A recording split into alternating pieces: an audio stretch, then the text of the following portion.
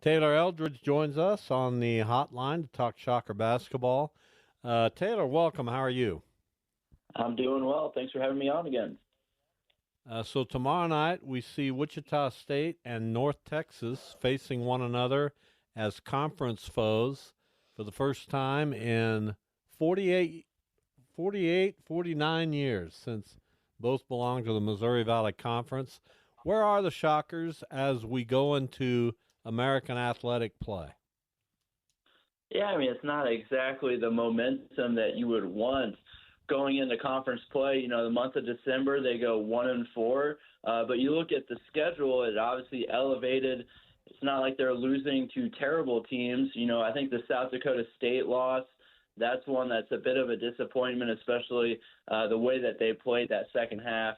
But Missouri, K-State, KU, no shame in losing those games. But I think why the fan base may be a little, I feel like the 8-5 record, if you'd say that before the season, a lot of people would have taken that. But the way that they've lost those 5 games, they just haven't really played well in any of those 5 losses. So I think it feels maybe a little worse than what it actually is. So, it's not exactly they're coming in with a ton of momentum, but we talked to Paul Mills today, and he said he still feels like this team has improved. They've gotten better in the month of December, despite what the record says. Playing good teams can help you get better, and they're going to play another, quality team tomorrow night at Coke Arena in North Texas. They're going to have to play well to win. So the Shockers went from not knowing if they'd have Bijan Cortez or Ronnie DeGray for the entire season. Then they have them both in the span of just a couple games. What were some of the challenges you think of kind of trying to integrate those guys and going from a seven-man rotation where really everyone knew their role to a nine-man rotation where you kind of have to make adjustments? Yeah, I mean, you got to, it's now a decision for Paul Mills and that staff. Before the seven-man rotation, you're bringing a B-Day and Reginald off the bench and rotating those guys in, and everybody's playing, at least 20 minutes. Well, now, to find time for Bijan Cortez and Ronnie DeGray, you got to cut into minutes of someone, and it's obviously easier for Bijan to transition because they had no guard substitute before this. So I think transitioning Ronnie DeGray has been a little bit more of a challenge because, the two other bench guys were also forwards that could play the 3 or the 4. So, you're bringing in someone else that plays both of those positions. So it's been a little bit, minutes have come out of a B-Day, Ronnie DeGray, and I think that's been more of a challenge. And then just the biggest one just for the two players is, everybody else, they got, a couple warm-up games at Coke Arena, and games that WSU was favored heavily. Well, Bijan Cortez, his first 2 games are against K-State and KU, two, great opponents. And then with Ronnie DeGray, the SIU game, SIU's a quality team as well. So, they've been thrown into the fire. And, I think that's really tough for a player when you're trying to get your legs. You're trying to, just get back to playing. And like you said, they go from not thinking they're going to play at all to now they're good to go. So I think both of those guys will improve as the season goes on just because they're thrown into the fire against really good teams, and it's tough to kind of acclimate yourself when, you're playing against high-level competition. So, I think Bijan Cortez particularly, I think he's going to make a big impact on this team in conference season. Talking Shocker basketball with Taylor Eldridge from the Wichita Eagle. So is it too early? It's obviously really early. Is it too early to proclaim that this conference is Florida, Atlantic, Memphis, and everyone else? It certainly looks that way. And, I think if you ask anybody right now, I don't think you're going to have any other answer besides those two. So there would have to be a major surprise in conference play to shuffle that order. Certainly, that could be the case. Road games are always tricky in conference. If those two teams particularly, they don't play until late February. So they're going to go a long time without playing each other. So it's possible for one of them to take a few bumps in the road. But I think as it stands right now, if you ask 100 people, you're going to get probably 50 say Memphis, 50 say Florida Atlantic. I don't think anybody else is picking anybody besides those two. So I guess, and I'll get to Jeff here, but I guess, one of the early season kind of games that I'm a little bit interested in, we've seen Tulsa make an improvement. I don't think their schedule's been a whole lot, but they're at home tomorrow night to face Memphis.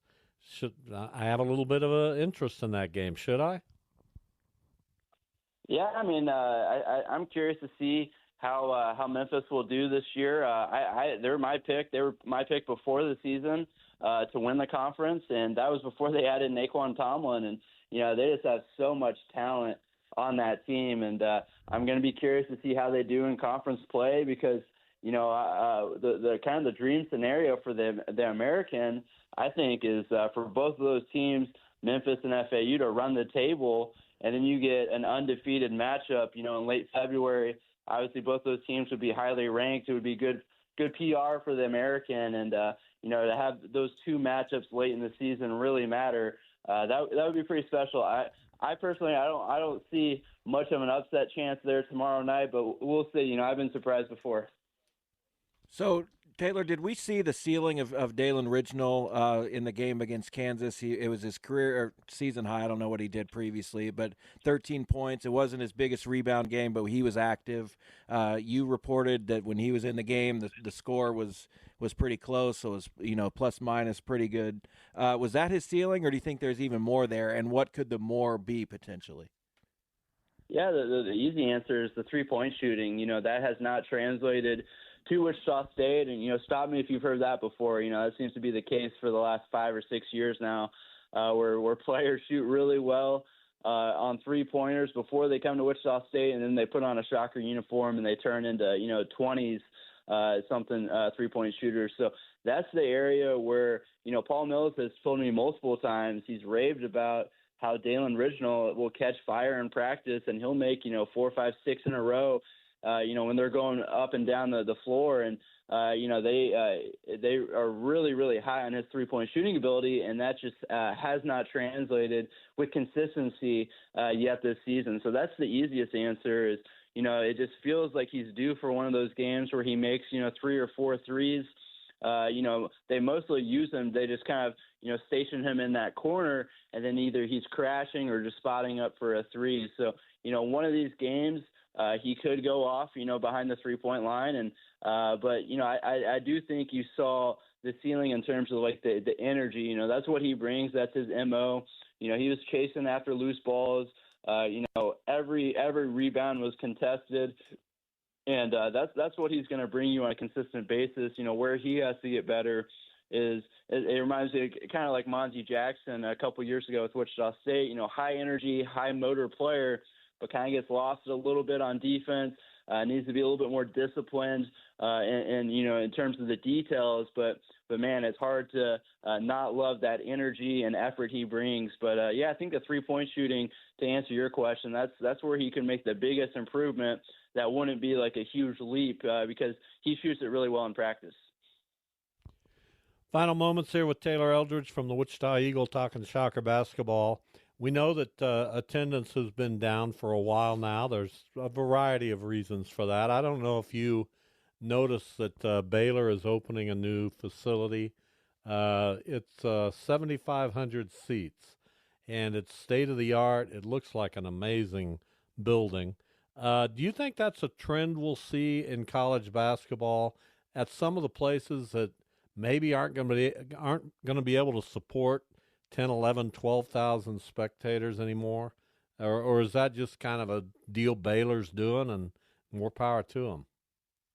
Yeah, I mean, I do think, more programs like that, especially in those schools where football comes first, that is something that could be explored just because, you want a full building. You don't want, 5,000, 6,000 empty seats, but there certainly are, schools that can support both. And, you look at Memphis, they're putting, a lot of people in the seats at FedEx Forum, and, schools like that, I don't think it will be like a overwhelming trend, but it does make sense to me, why you would want to go for maybe a little something smaller. You can sell it out. You can make the tickets harder to get. Really create some hype behind the product. But I don't know if it's going to be something that every school does. But I think it does make sense for a school like Baylor. All right, Taylor. We always appreciate it. We'll talk to you as the season progresses. Thank you. All right, sounds good.